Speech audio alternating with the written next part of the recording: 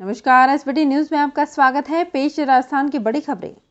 दिल्ली समेत पूरे देश में ऑक्सीजन संकट को लेकर दिल्ली हाईकोर्ट ने फिर से सख्ती दिखाई है। कोर्ट ने मंगलवार को केंद्र सरकार से कहा, पूरे देश में लोग ऑक्सीजन के लिए रो रहे हैं, लोगों की जानें जा रही है। कैसे आप इतने असंवेदनशील हो सकते हैं? ये लोगों के इमोशन से जुड़ा हुआ मामला है। लोगों की जान खतरे में है, इस पर आप आंखें मूंद सकते हैं, लेकिन हम नहीं। कोर्ट ने केंद्र सरकार से कहा कि अगर आप ऑक्सीजन सप्लाई का मैनेजमेंट आईआईटी और आईआईएम को दे दें तो वे इसे बेहतर तरीके से संभाल लेंगे। इसमें आईआईएम के एक्सपर्ट्स और ब्रिलियंट माइंड वाले लोगों को जोड़ना चाहिए। कोर्ट ने ये बातें दिल्ली के मायाराम हॉस्पिटल की तरफ से दायर पिटीशन पर सुनवाई करते हुए कही। मुख्यमंत्री अशोक गहलोत व उनकी पत्नी के संक्रमित होने के बाद अब जोधपुर में उनके भाई का परिवार भी कोरोना की चपेट में आ गया है। उनके भाई अग्रसेन गहलोत को आज जोधपुर के एमडीएम अस्पताल में भर्ती कराया गया है। डॉक्टरों के अनुसार उनकी स्थिति फिलहाल स्थिर है।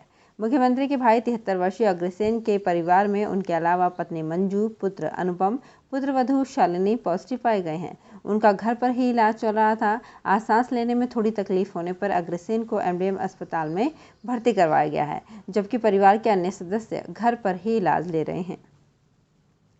बाड़मेर जिले में कोरोना संक्रमण फैलने के साथ संसाधनों और दवाइयों की कमी तो आ ही रही है, अब मैन पावर की कमी सामने आने लगी है। डॉक्टरों, पैरामेडिकल स्टाफ और जीएनएम को अर्जेंट टेम्पररी बेसिस पर लेने के लिए मंगलवार को वॉक इन इंटरव्यू शुरू हुआ था। लैब टेक्नीशियन और जीएनएम के इंटरव्यू को अपरिहार्य कारण बताकर स्थगित कर दिया गया है।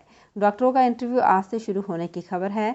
बाड़मेर में बढ़ते कोरोना संक्रमण के चलते अब संसाधनों और दवाइयों की कमी की बात सामने आ रही थी, लेकिन अब डॉक्टरों और स्वास्थ्य कर्मियों की कमी भी साफ दिख रही है।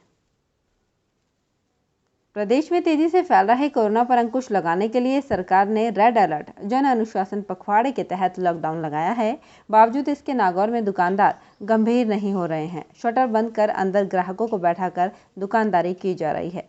इसी तरह का एक मामला जिले के लांडनू तहसील के निम्बी जोधा कस्बे में मंगलवार को सामने आया, जब जांच करने पर पता चला कि एक दुकानदार शटर बंद कर अंदर ग्राहकी कर रहा है। इस दौरान कोरोना गाइडलाइन की अवहेलना करना उसे महंगा पड़ा।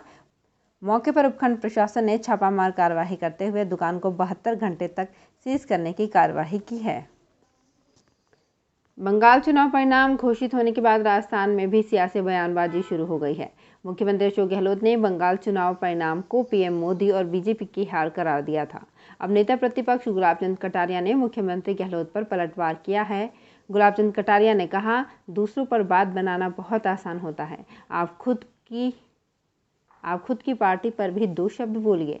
बंगाल चुनाव में कांग्रेस ऑल आउट हो चुकी है। कोरोना महामारी की दूसरी लहर युवाओं के लिए अधिक खतरनाक साबित हो रही है।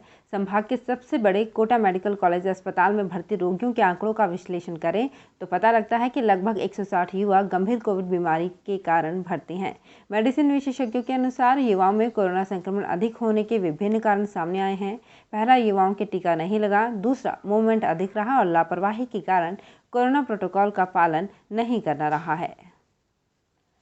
कोरोना काल में लगे सख्त कर्फ्यू का असर अब जयपुर शहर की मंडियों में दिखने लगा है। प्रातः 6 से 11 बजे तक का समय होने के कारण किसान ना तो पूरा माल मंडियों में ला रहे हैं और ना ही मंडियों में खरीदारों की मांग बढ़ रही है। दूसरी तरफ किसानों का माल गर्मी के कारण जल्द खराब हो रहा है। पिछले साल के लॉकडाउन के दौरान भी मुहाना सब्जी मंडी इतनी प्रभावित नहीं हुई थी जितनी इस बार प्रभावित दिख रही है। कोरोना संक्रमण से जूझ रही राजधानी जयपुर में आईएलआई मरीजों का पता लगाने के लिए अब घर घर सर्वे किया जाएगा। यह अभियान 15 दिन तक चलेगा। जिला कलेक्टर अंतर सिंह नेहरा ने मंगलवार को मुख्य चिकित्सा एवं स्वास्थ्य अधिकारियों की बैठक लेकर उन्हें घर घर इन्फ्लुएंजा लाइक इलनेस के मरीजों का पता लगाने का काम अगले 15 दिन में पूरा करने के निर्देश दिए हैं। जैसलमेर जिले के मोहनगढ़ में कोरोना के बढ़ते संक्रमण को देखते हुए जिला प्रशासन द्वारा कस्बे को माइक्रो कंटेनमेंट जोन बनाया गया है, जिसकी मेडिकल सेवाओं के अलावा अन्य सारी दुकानें बंद हैं। पुलिस द्वारा फ्लैग मार्च निकालकर ग्रामीणों को बताया गया कि वे घरों में रहें और बिना काम घरों से बाहर नहीं निकलें।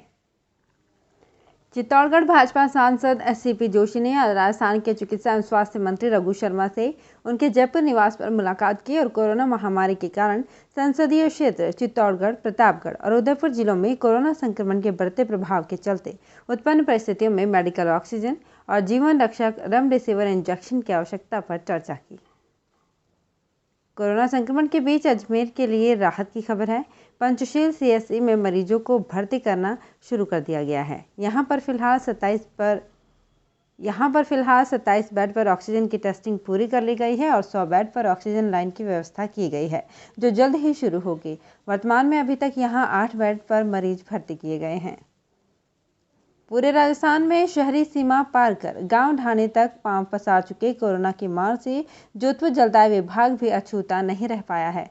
बड़ी संख्या में विभाग के अधिकारी और तकनीकी कर्मचारी कोरोना की चपेट में आते जा रहे हैं। शेष कर्मचारियों को भीषण गर्मी के मौसम में जलापूर्ति बरकरार रखने में जोर आ रहा है। ऊपर से आला अधिकारी जल जीवन मिशन की योजनाओं के प्रोजेक्ट तैयार करने का दबाव बना रहे हैं।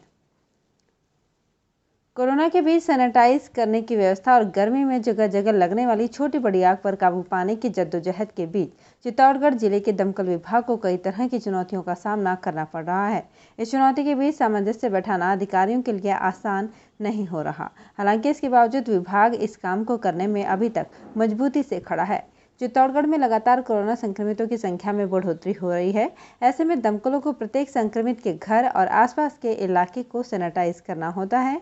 इसके अलावा शमशान में भी आने वाले लोग संक्रमित नहीं हो जाएं, इस पर भी नजर रखनी होती है।